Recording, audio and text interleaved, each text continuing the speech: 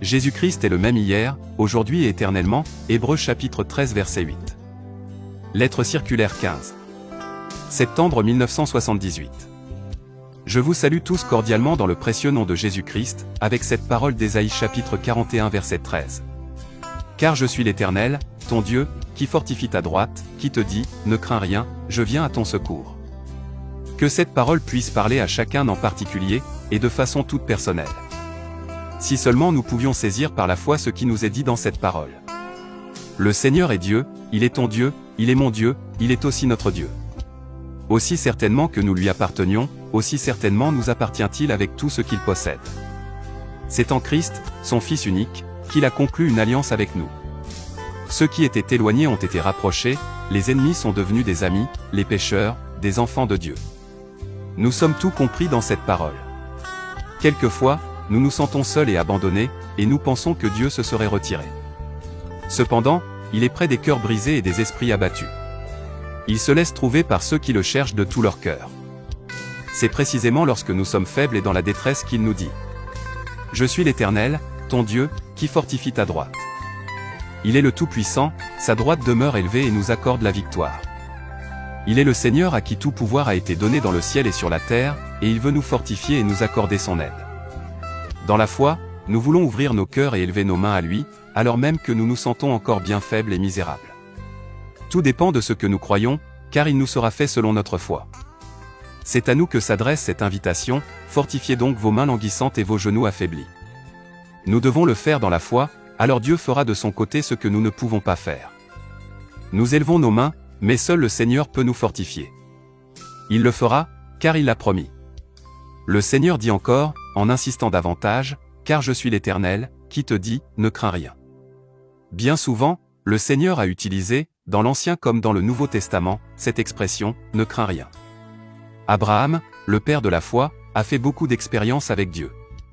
Nous lisons dans Genèse chapitre 15 cette parole, « Après ces événements, la parole de l'Éternel fut adressée à Abraham dans une vision, et il dit, « Abraham, ne crains point, je suis ton bouclier, et ta récompense sera très grande. » Si nous croyons réellement, nous pouvons être assurés que le Seigneur se révèle à nous, qu'il nous parle et nous fortifie. Si nous croyons, la crainte doit aussi s'enfuir de nous. Aussi longtemps que nous craignons toutes sortes de choses, nous n'arriverons pas à demeurer constamment dans le repos de Christ. Ce n'est que lorsque la crainte en nous a complètement disparu, que la foi peut s'épanouir pleinement. Le Seigneur appelle chacun de nous personnellement, disant, « Ne crains point, je suis ton bouclier, et ta récompense sera très grande. » Celui qui a peur de certaines choses peut être sûr qu'elles viendront sur lui. Celui qui a peur de telle ou telle maladie ne doit pas s'étonner lorsqu'il devient malade. C'est la maladie qui doit avoir peur de nous, parce que nous nous tenons fermement à la parole de Dieu, et que nous rendons témoignage que nous sommes guéris dans les meurtrissures de Jésus. Nous devons croire ce que Dieu nous dit dans sa parole. Il dit, « Je suis l'Éternel qui te guérit. » Celui qui a peur du péché, c'est sur lui qu'il viendra. Celui que les démons effraient, c'est lui qu'ils tourmenteront. Celui qui craint que quelque chose ne lui arrive peut être sûr que, tôt ou tard, il lui arrivera quelque chose. Aussi certainement que la foi apporte la bénédiction de Dieu dans notre vie, tout aussi certainement l'incrédulité apportera-t-elle la malédiction de l'ennemi sur ceux qui vivent dans la peur. Mais celui qui se tient sur le fondement victorieux de Golgotha expérimentera la victoire de la croix. Ce qui importe n'est pas ce que nous avons à dire sur toutes ces questions, mais bien ce que le Seigneur a déjà dit à ce sujet. Il a pris sur lui nos péchés et nos iniquités, il a porté nos maladies, et le châtiment qui nous donne la paix est tombé sur lui. Jésus-Christ a complètement vaincu le diable. À la croix de Golgotha, notre Seigneur s'est écrié, « Tout est accompli ». Il n'y a pas de puissance plus grande que celle de l'autorité du Fils de Dieu. Nous devons employer la parole de Dieu comme l'épée de l'Esprit. Nous devons proclamer dans la foi ce que Christ a fait pour nous, et compter simplement le voir se réaliser pour nous. Le diable doit prendre connaissance de cela, et en tenir compte. Tous les droits que l'ennemi avait sur nous lui ont été enlevés. Nous avons été rachetés par le précieux sang de l'agneau, et nous sommes la propriété de Jésus-Christ. Nous sommes pleinement délivrés, et nous nous tenons du côté de Dieu. Nous ne sommes plus sous la malédiction de la loi, mais bien sous l'autorité de la grâce et de la bénédiction. Moïse, un homme qui s'était enfui la première fois qu'il avait agi en Égypte, proclama à tout le peuple d'Israël, lorsque l'heure de Dieu eut sonné, ne craignez rien, restez en place, et regardez la délivrance que l'Éternel va vous accorder en ce jour. Exode chapitre 14 verset 13. Lorsqu'il regardait aux circonstances, il prit la fuite. L'heure de Dieu n'était pas encore venue. Mais lorsque le temps fut accompli, il dit, ce n'est pas demain, mais aujourd'hui même que Dieu va vous accorder la délivrance. Moïse ne donna pas à son peuple l'espérance pour demain, il parla, et cela s'accomplit, parce que l'heure de Dieu avait sonné, et que les promesses faites par le Seigneur à Abraham trouvaient leur accomplissement. Si nous sommes sans crainte, et que nous reconnaissons ce qui est notre aujourd'hui, nous verrons la délivrance et expérimenterons la guérison et tout ce que le Seigneur nous a promis et qu'il nous a réservé. Celui qui ne tient pas ferme à l'heure de l'épreuve sera jeté à terre par son incrédulité, par contre, celui qui place dans le Seigneur sa confiance, qui demeure ferme et attend l'heure de Dieu, verra de ses propres yeux les hauts faits que Dieu accomplit. C'est dans la foi que Josué et Caleb rendirent compte de l'exploration du pays promis. Ils dirent, seulement, ne soyez point rebelles contre l'Éternel, et ne craignez point les gens de ce pays, car ils nous serviront de pâture, ils n'ont plus d'ombrage pour les couvrir, l'Éternel est avec nous, ne les craignez point. Nombre chapitre 14 verset 9. Quel merveilleux témoignage est celui de ces héros de la foi. Ils avaient apporté des preuves de la fertilité du pays, et ils avaient montré la grappe de raisin au peuple. Cela aurait dû suffire à tous pour se confier pleinement dans les promesses de Dieu. L'incrédulité, c'est de la rébellion contre Dieu. L'incrédulité détruit, et la peur rend craintif. Il en est toujours ainsi, ou bien nous maîtrisons les circonstances, ou ce sont les circonstances qui dominent sur nous. Josué et Caleb étaient sans peur, car ils se tenaient sur les promesses de la parole de Dieu. Ils parlaient et agissaient dans la foi, et par cela même, ils rendaient un puissant témoignage. C'est parce qu'ils n'éprouvaient eux-mêmes aucune crainte qu'ils pouvaient dire à tout le peuple, ne les craignons point. Josué avait foi en la promesse, il s'y tenait fermement et agissait selon cette promesse, et c'est pourquoi le Seigneur était avec lui, confirmant la parole. Nous aussi devons nous tenir fermement et avec foi sur les promesses de Dieu, nous encourager les uns les autres, et, en tant que peuple de Dieu, aller de l'avant jusqu'à ce que nous ayons reçu tout l'héritage promis. Cela a dû être très encourageant pour toute la communauté de voir les œuvres de tels héros de la foi, et d'entendre leurs paroles. Josué s'écria, « L'Éternel est avec nous, ne les craignez point. » Ce sont les témoignages de foi relatés dans la parole de Dieu qui tous ont tant à nous dire. Ce n'est pas quelque interprétation, ou quelque discours sur ce que Dieu a dit, qui peut être en bénédiction à d'autres, mais bien plutôt l'accomplissement de ces promesses que nous avons le droit et la possibilité d'expérimenter. Moïse, cet homme de Dieu, présenta encore une fois au peuple d'Israël ce que Dieu avait dit, il les encouragea et dit, « Vous êtes arrivés à la montagne des Amoréens, que l'Éternel, notre Dieu, nous donne. » Il ne dit pas qu'il le lui donnera, mais qu'il le lui a déjà donné. Cela, il le dit dans la foi, alors qu'il n'était point encore entré dans le pays, car pour lui, les promesses de la parole de Dieu étaient déjà une réalité. C'est dans la foi qu'il parlait et agissait. Il encourageait le peuple, et lui dit, « Vois, l'Éternel, ton Dieu, met le pays devant toi, monte, prends en possession, comme te l'a dit l'Éternel, le Dieu de tes pères, ne crains point, et ne t'effraie point. » Deutéronome chapitre 1 versets 20 à 21.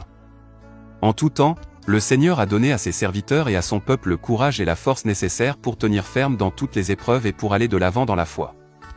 Très souvent, notre Sauveur a dit aux siens, « Ne craignez point. » C'est lui qui nous rend forts, nous affermit et nous établit.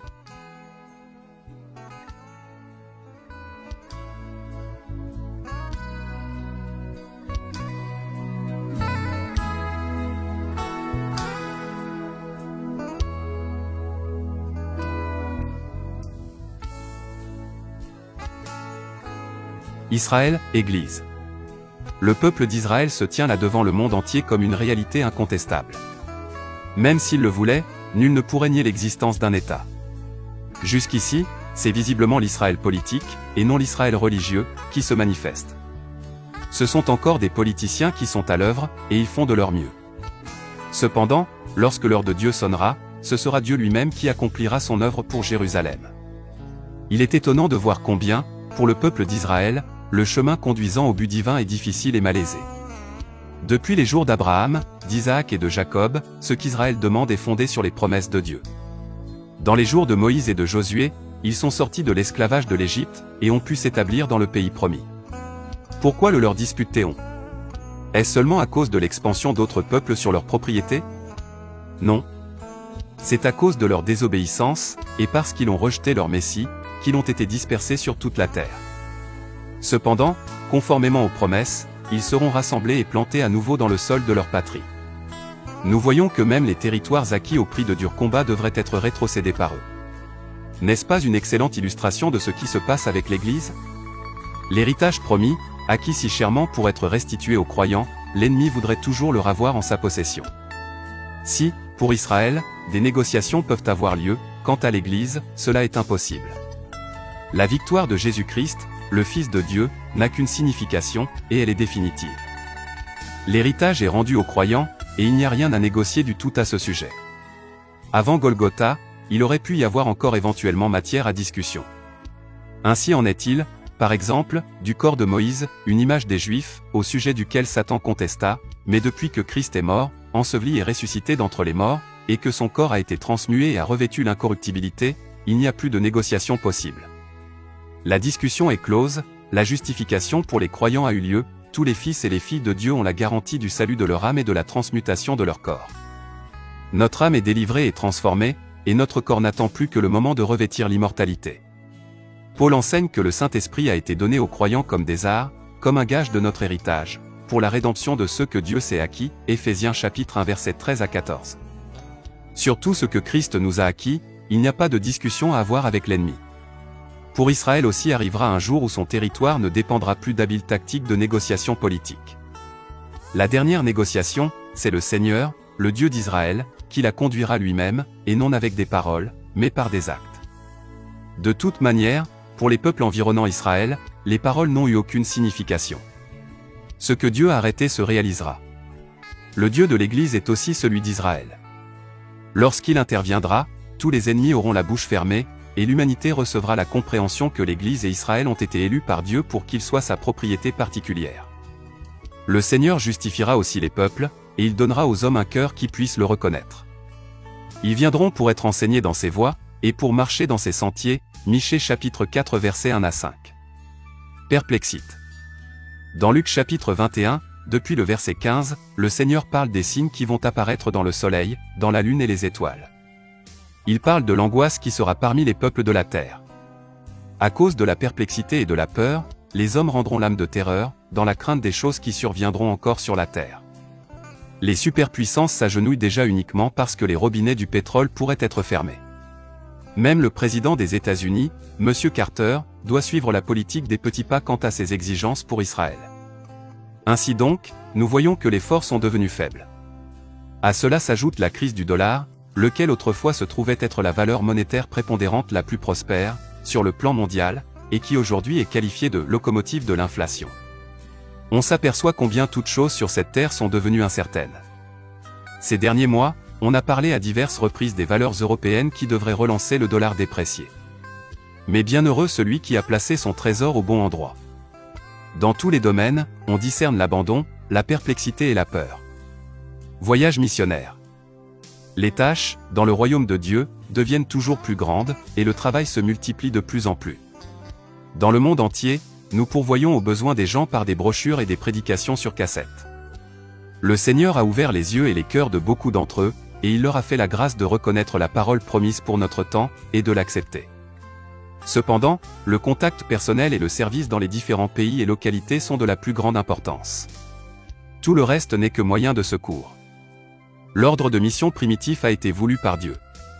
Il consiste à aller proclamer la parole de Dieu, à prêcher l'évangile de Jésus-Christ, et à enseigner les hommes.